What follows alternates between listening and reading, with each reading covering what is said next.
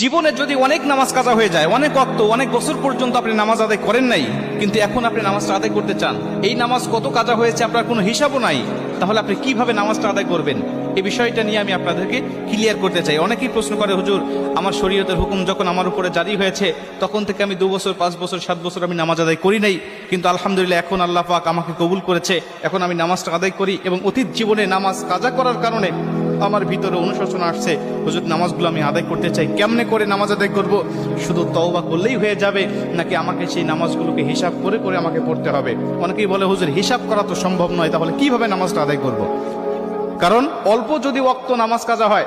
যেমন আজকে আপনি 2 ওয়াক্ত নামাজ কাজা করেছেন, আসর এবং মাগরিবের নামাজ আপনি আদায় করেন নাই, এশার নামাজের সময় আপনার স্মরণ হয়েছে বা আপনি অবসর হয়েছেন, ব্যস্ততা আপনার কমেছে, আপনি এখন কাজা নামাজটা আদায় করবেন, হিসাব করে আপনি এশার নামাজের আগে আসরের নামাজের 4 রাকাত আপনি কাজা নামাজ আদায় করলেন, মাগরিবের 3 রাকাত করলেন, তারপর এশার নামাজের আদায়